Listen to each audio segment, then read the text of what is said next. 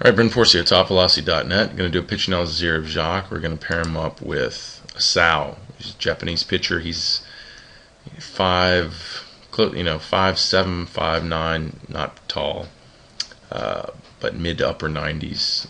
Moves really quick, really fast, very explosive, but his mechanics ultimately are incredibly efficient and allow him to get every ounce of energy out of his frame. So he's a great example. Okay, let's take Jacques here into leg lift.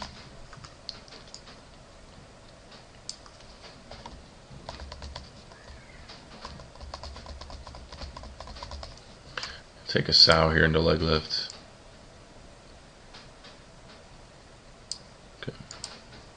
So if we look, let's see, let's take them both here. If you look at their drive line, or take a line off their drive leg, I guess that wouldn't be really the drive line.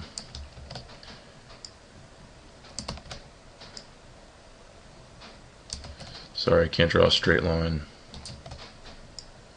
This mouse. Alright, so not bad. We can see both Jacques and the Savoie inside the drive leg, which is good. That means their momentum is in a position to accelerate and start early. The earlier we can start out of our delivery, the better chance we have to prevent the arm and the upper body from initiating the throw early. High velocity pitchers are better at moving through the stride phase, specifically getting from lift leg to front foot before the arm is even activated. They get more hip-shoulder separation, so at front foot strike, their arm is moving into position. When the low velocity pitcher at front foot strike, their arm is already starting to be activated. So starting earlier and faster prevents the upper body from wanting to start early as well. So, alright, so let's take Jacques into his load. So you see him coming out of his lift, a little bit of a linear move.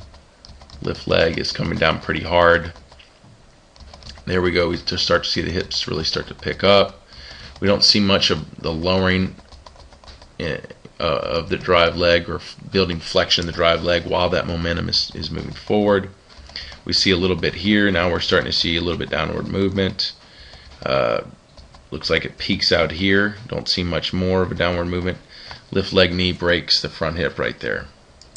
Let's take a Savoie into that same position.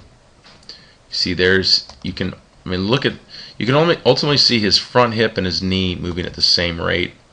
He likes to extend his leg to hold that lift leg back a little bit longer, let him cover some more distances. We see he's moving forward and down at the same rate. He's still getting flexion here. It looks like he peaks out right there, as we can see that thigh or that knee kind of lock up.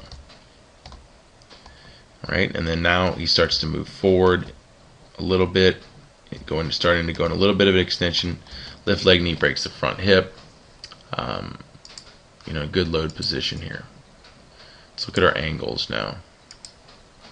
So we can see Jacques here, his force vector at this point. If I get a straight line again, it is a little bit more vertical than a Savoie.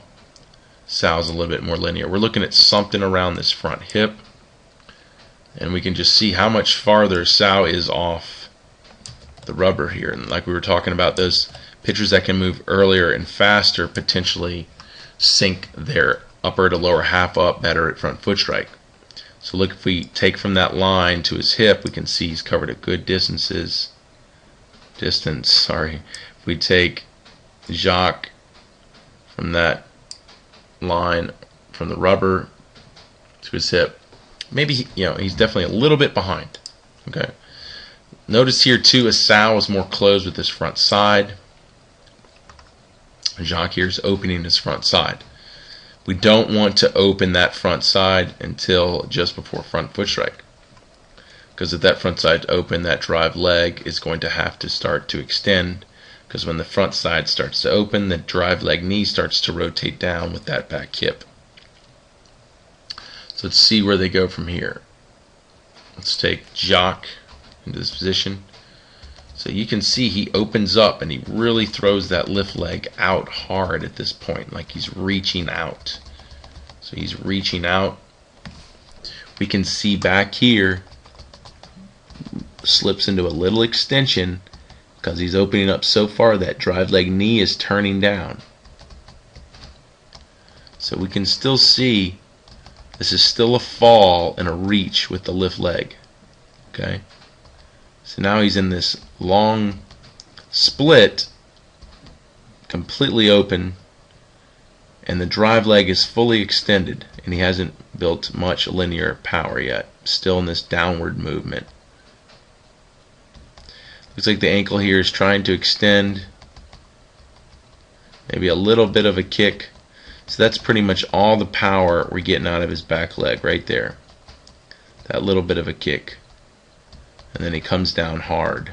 So it's kind of like everything then starts to just slam down. That leg lands. This leg gets through, and because of the long distance of the stride, it pulls off the rubber. Not much power there. Hip comes through. Really, we see no hip rotation before front foot strike. Hips still closed. Foot lands, then we see some hip rotation. Next frame, knee locks up and stabilizes. So that's when we measure hip to shoulder separation. When this leg lands and stabilizes, we see that stability. We see those hips open. That's the point here when we know his hips completely open. Let's take us out through that same sequence here. So we can see in this position, he goes to reach out a little bit, starts to open the front side. At this point, just before front foot strike, he's going through knee extension. He's kicking into ankle extension. So we see a little bit from this flexion here, we see a little bit more or a lot more of an explosive drive here coming through this drive leg. Okay, so we can see that ankle fully kicking, and we can even see the hips rotating before he even lands. See that hip rotation there going before he even lands. So we know that this leg is driving, applying force through that back hip. Then we hit it front foot. Here we are hitting it front foot. There's that knee locking up. So it locked up right there, and those hips are open. So this is the point Sal's hips have open. This is a point Jacques' hips that open. Now look at the difference here. We have, well, let's back this up a little bit. So we have at this point, the point front foot strike, the front leg is stabilized, hips are open. We have a Sal here, shoulders still closed. We have Jacques here, shoulders fully open. Okay, so we're looking at if we went to go and measure hip shoulder separation. If I took a bird's eye view here of a Sal, say this was his head from the top, and I went from left to right hip. Oops. If I drew a line from left to right hip from this bird's eye view, left to right shoulder at this bird's eye view, that would be his angle of separation. If I did the same thing to Jacques, here's his head. Let's go from left to right hip, bird's eye view, left to right shoulder, bird's eye view. So no hip to shoulder separation. So we have, maybe 55 degrees of separation here.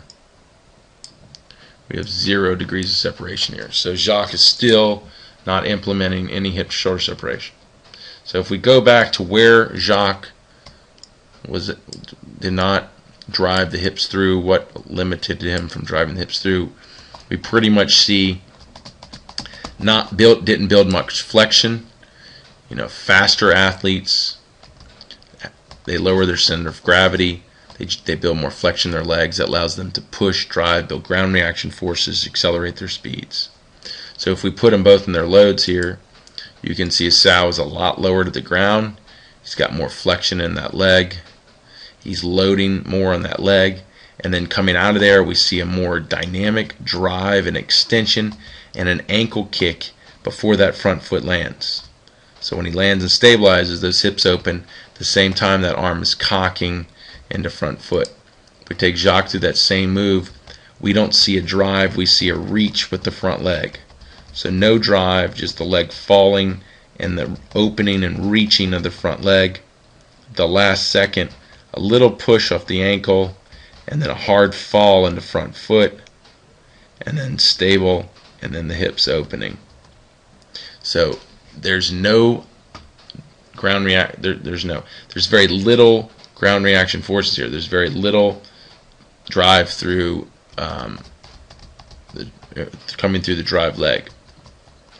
There really isn't triple extension here before front foot strike, because if we go, there's knee extension, there's ankle extension, but there's no hip flexor extension. Those hip flexors don't push through until here, right there. That's hip flexor extension. So that's full triple extension, but that's at front foot strike. We want to see this ankle kicking through and that hip flexor right behind it. We see here this ankle kicking and that hip flexor not even moving, or barely moving. So not enough force coming through this drive leg, because Jacques, you reached out too far. So the time you're supposed to drive, you reached. You see here, Sal, the time he was supposed to drive, that leg stayed, bent. It was the back leg extending and accelerating his speeds through that drive leg. So you've got to learn not to reach at this point. You've got to learn to load, and even load deeper as you move forward, and then explode through your back leg, starting that hip rotation before front foot strike. So when your hips open here, boom, you're in that optimal hip shoulder separation. And that's got to be, you got to hit and stabilize, and those hips open, your shoulders have to still be back. So the other thing is too, look at a Sal here. When this ankle kicked right there, boom, that front foot went down. So he took those peak speeds at ankle kick and put them into his front foot. Even if you generated a lot of speed through your ankle kick, right there you should have been down. It took you 2 more frames to get down. So you were reaching and you were throwing that leg up, so you were going too vertical. Okay. So the timings and the ground reaction forces, the peak power coming through your back leg, are really limiting your ability to generate any hip shoulder separation. So you can see when you get external rotation, you got that more forward trunk tilt. He's got a little, you've got more of a vertical trunk. He's got more forward trunk tilt. He's got ultimately 2 more forward front leg extension with that optimal external rotation. You're more bent, more vertical with your external rotation. Okay. So he's just going to continue to finish in that high velocity category. You're going to finish behind your drive leg in that low velocity category. So you just got to learn these moves better through the drive leg. And